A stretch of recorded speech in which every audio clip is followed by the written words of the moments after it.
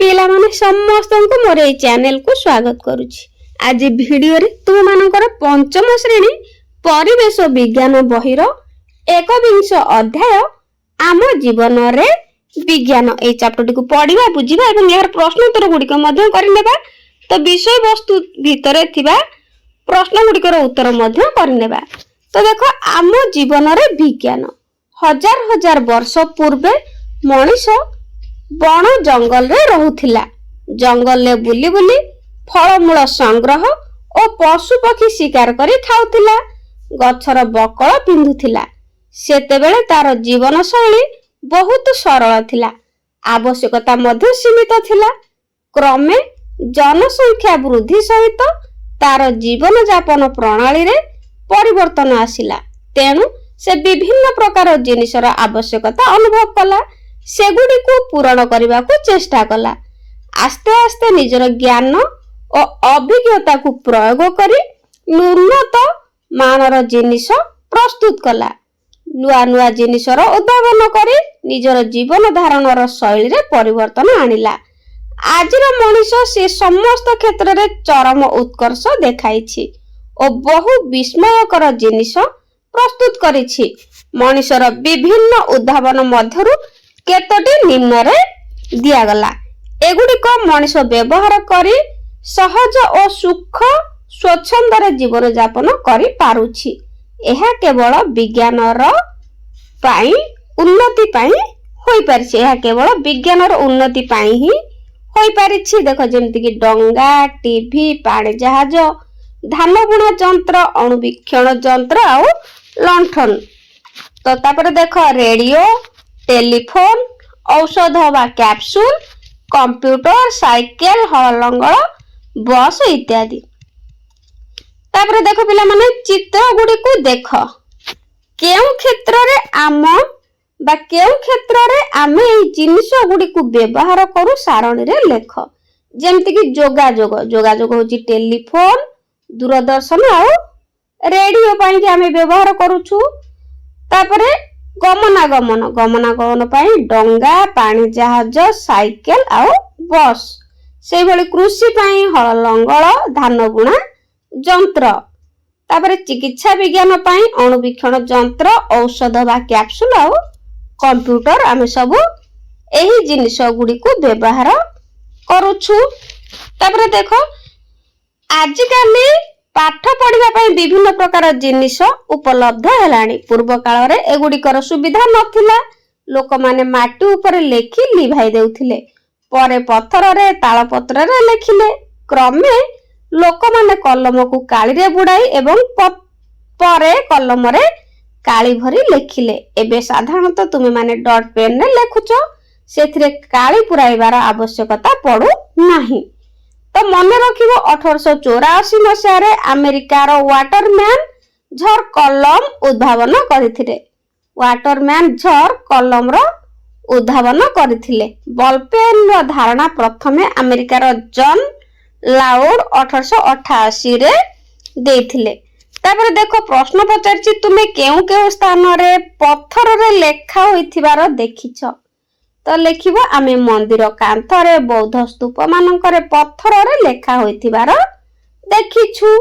ତାପରେ ଦେଖ, କାଗଜ ଓ କଲମର ଉଦ୍ଭାବନ ପରେ ଲେଖାପଢା ସହଜ ହେଲା। ଛାପାକଳ ଉଦ୍ଭାବନ ପରେ ଶିକ୍ଷା କ୍ଷେତ୍ରରେ ଯଥେଷ୍ଟ ଉନ୍ନତି ଘଟିଲା। ଛାପାକଳ ଦ୍ୱାରା ପ୍ରଥମେ ଛୋଟ ଛୋଟ ବହି ଓ ପରେ ବଡ଼ ବଡ଼ ବହି ତିଆରି ହେଲା। ବର୍ତ୍ତମାନ କମ୍ପ୍ୟୁଟର ଓ ଅଫସେଟ ମେସିନ ଦ୍ୱାରା ଶୀଘ୍ର ଓ ସହଜରେ ଛାପା କାର୍ଯ୍ୟ ହୋଇପାରୁଛି। ତାପରେ ଏଠି ପ୍ରଶ୍ନ ପଚାରିଛି ଯେ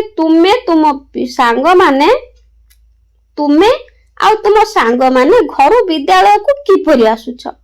ତ ତୁମେ ମାନେ ସାଇକେଲ ଚଳାଇ ଆସୁଛ ନିଶ୍ଚିତ ଭାବରେ। ତାପରେ ତୁମେ କେବେ ତୁମ ଗାଁରୁ ଅନ୍ୟ ଗାଁ ବା ସହରକୁ ଯାଇଛ କି?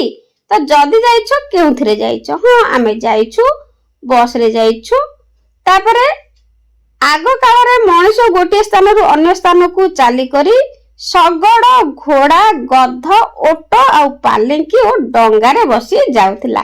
ଏଥିପାଇଁ ଅଧିକ ସମୟ ଲାଗୁଥିଲା। ତାପରେ ଦେଖ ପିଲାମାନେ, 1839 ମସିହାରେ ସ୍କଟଲ୍ୟାଣ୍ଡର ମ୍ୟାକମିଲନ ସାଇକେଲର ଉଦ୍ଭାବନ କରିଥିଲେ। ମନେ ରଖିବା, ସାଇକେଲର ଉଦ୍ଭାବନ କିଏ କରିଥିଲେ ନା ସ୍କଟଲ୍ୟାଣ୍ଡର ମ୍ୟାକମିଲନ। ତାପରେ ଆମେରିକା ୱିଲବର ରାଇଟ୍ ଓ ଅରଭିଲ ରାଇଟ୍ ଉଡ଼ାଜାହାଜର ଉଦ୍ଭାବନ 1903 ମସିହାରେ କରିଥିଲେ। ତ ଏଇଭଳି ଭାବରେ ମନେ ରଖିବ। ବହୁତ ଲମ୍ବା ଭିଡିଓ ହେଇଯାଉଛି, ତ ସର୍ଟରେ କହିଦଉଛି। ଦେଖ, ତୁମ କାକା କିମ୍ବା ମାଉସୀ ତୁମ ଘର ଠାରୁ ଦୂରରେ ରହିଲେ ମଧ୍ୟ ତୁମେ ତାଙ୍କ ଖବର କିପରି ଜାଣିଥାଅ? ତ ନିଶ୍ଚିତ ଭାବରେ ମୋବାଇଲ ସାହାଯ୍ୟରେ ଜାଣିପାର, କଥାବାର୍ତ୍ତା ହୋଇ। ଆଜିକାଲି ଦେଶ ବିଦେଶରେ ଘଟୁଥିବା ବିଭିନ୍ନ ଘଟଣାବଳୀକୁ ସଙ୍ଗେ ସଙ୍ଗେ କିପରି ଜାଣିପାରୁଛ? ଦେଶ ବିଦେଶରେ ଯେଉଁ ଖବର ଘଟୁଛି ତ ତାହା ଟିଭି ଆଉ ମୋବାଇଲ ସାହାଯ୍ୟରେ ନିଶ୍ଚିତ ଭାବରେ ଜାଣିପାରୁଛ। ତାପରେ ଆମେ ପ୍ରଶ୍ନ ଉତ୍ତର ଗୁଡ଼ିକ ନିଶ୍ଚିତ ଭାବରେ କରିବା। ଦେଖ ପିଲାମାନେ, ଆଉ ବାକି ଗୁଡ଼ିକ ତୁମେ ନିଜେ ପଢିକି ଲେଖିନେବ। 1 ନମ୍ବର, ଅଲଗା ଶବ୍ଦଟିକୁ ବାଛି ପାଖ ଘରେ ଲେଖ। ତ ଏଥିରେ କିଛି ଶବ୍ଦ ଦେଇଛି, ଆମେ ଅଲଗାଟିକୁ ବାଛିକି ଲେଖିବା। ଦେଖ, କରେ ବସ୍, ଟ୍ରକ୍, ସାଇକେଲ ଆଉ ଟେଲିଭିଜନ। ଏଠି ପିଲାମାନେ ଲେଖିବ ନିଶ୍ଚିତ ଭାବରେ ଟେଲିଭିଜନ ହେଉଛି ଅଲଗା ଶବ୍ଦଟି, କାହିଁକିନା ବସ୍, ଟ୍ରକ୍ ଆଉ ସାଇକେଲ ଆମେ ଗମନାଗମନରେ ବ୍ୟବହାର କରିଥାଉ, କିନ୍ତୁ ଟେଲିଭିଜନ ନୁହେଁ। ତେଣୁ ଏଠି ଲେଖିବା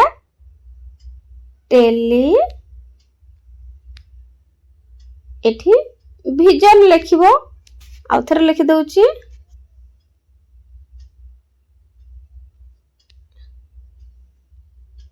ଟେଲିଭିଜନ।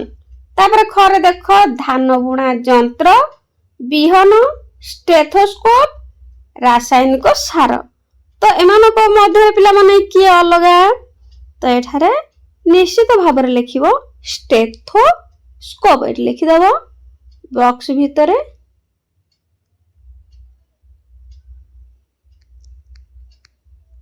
ତାପରେ ଦେଖ, ଗରେ କଲମ, ରେଡିଓ, ବହି ଆଉ ପେନସିଲ। ତ କଲମ, ବହି ଆଉ ପେନସିଲ ଆମେ ସାଧାରଣତଃ ପାଠ ପଢାରେ ବ୍ୟବହୃତ କରିଥାଉ। ତେଣୁ ଏଠି ଅସମ୍ପୃକ୍ତ ବା ଅଲଗା ଶବ୍ଦଟି ହେଉଛି ରେଡିଓ।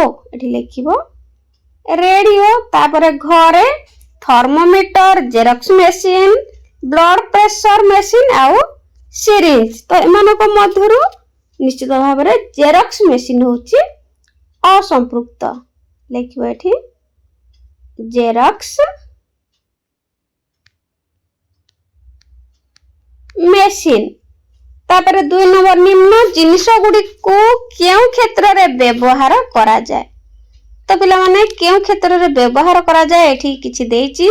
ଶବ୍ଦ ଗୁଡ଼ିକ କେଉଁ କ୍ଷେତ୍ରରେ ବ୍ୟବହାର କରାଯାଏ ଆମେ ଏହାକୁ ଲେଖିବା। ତ ପ୍ରଥମେ ଦେଖ, ଯୋଗାଯୋଗ। ତ ଯୋଗାଯୋଗ କ୍ଷେତ୍ରରେ କିଏ ଲେଖିବା? ଲେଖିବା ଯୋଗାଯୋଗ କ୍ଷେତ୍ରରେ ଟିଭି, ମୋବାଇଲ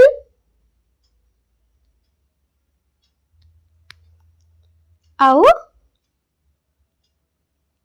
କମ୍ପ୍ୟୁଟର। ତ ଯୋଗାଯୋଗ କ୍ଷେତ୍ରରେ ଏଗୁଡିକ ସବୁ ବ୍ୟବହାର କରୁ। ତାପରେ ଗମନାଗମନ କ୍ଷେତ୍ରରେ ସାଇକେଲ,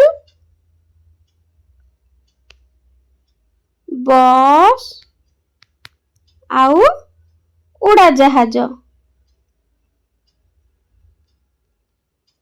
ତାପରେ ଦେଖ ପିଲାମାନେ, ଶିକ୍ଷା କ୍ଷେତ୍ରରେ। ତ ଶିକ୍ଷା କ୍ଷେତ୍ରରେ ଆମେ ସବୁ କଣ ବ୍ୟବହାର କରୁ? ଏଠି ଉପରେ ଦେଇଛି ମଧ୍ୟ ବହି, କଲମ, କଳାପଟା, ଟିଭି ଆଉ କମ୍ପ୍ୟୁଟର। ଏଇଭଳି ଭାବରେ ଲେଖିବ। ତାପରେ ଚିକିତ୍ସା କ୍ଷେତ୍ରରେ ପିଲାମାନେ କଣ ସବୁ ବ୍ୟବହାର କରୁ? ଚିକିତ୍ସା କ୍ଷେତ୍ରରେ ଇଞ୍ଜେକ୍ସନ। ତାପରେ ଏଠି ଅଛି ମାଇକ୍ରୋସ୍କୋପ। ଏଠି ଲେଖିବା ମାଇକ୍ରୋସ୍କୋପ। ତାପରେ ଔଷଧ ଆଉ ଏଇଠି ଲେଖିବ ଔଷଧ ବୋତଲ।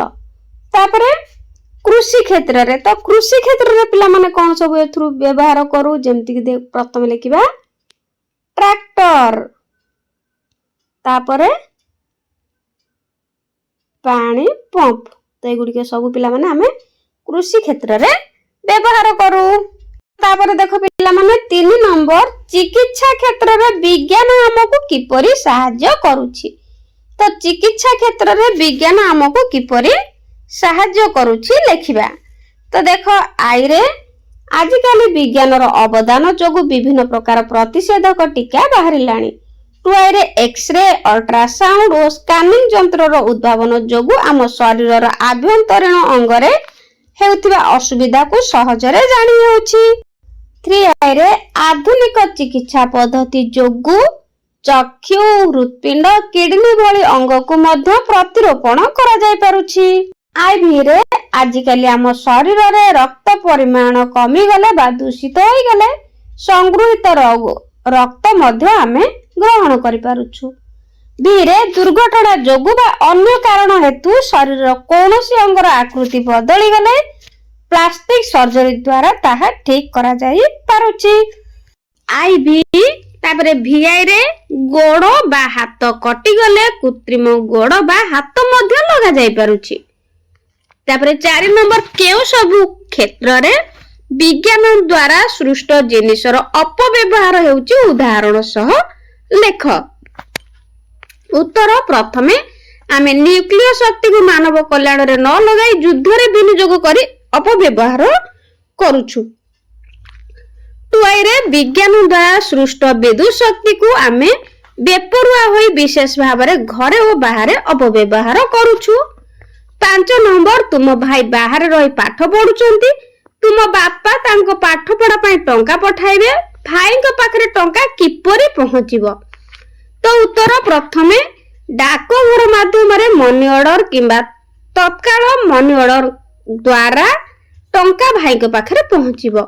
भाई को बैंक अकाउंट थिले सही अकाउंट को मनी ट्रांसफर द्वारा मध्य भाई को पाखरे टंका पहुंचीबो। 6 नंबर वैज्ञानिक माने उद्भावन करिथिबा केउ 3टी जिनिस तुम पाई अधिक गुरुत्वपूर्ण हो काहेकि। उत्तर इंटरनेट आम पाई अधिक गुरुत्वपूर्ण कारण एहा द्वारा आमे पृथ्वीर जे कोनोसी स्थान रे वास करुथिबा लोकंक सह तत्काल संपर्क स्थापन करि पारुछु। 2 रे स्वास्थ्य क्षेत्र रे रोग चिन्हट पाई विभिन्न अत्याधुनिक मेशिन व्यवहार जोगु अनेक जटिल रोगर चिकित्सा संभव हेउछि। 3 रे ट्रेन बा उड़ा जहाज द्वारा आमे शीघ्र गोटे स्थान रो अन्य स्थान को जाई पारुछु सेथि पई एही 3टी अति गुरुत्वपूर्ण। तो पिला माने वीडियोटी केमति लागिला कमेंट रे निश्चित जणाइबा। आ जदी किछि दरकार मध्ये मते कमेंट रे प्रश्न मध्ये पचारि पारिबो। तो मो वीडियो केउ केउठु सब देखुच जिल्लार नाम मते निश्चित भाव रे लेखिबो। आज पई रहउची थैंक यू।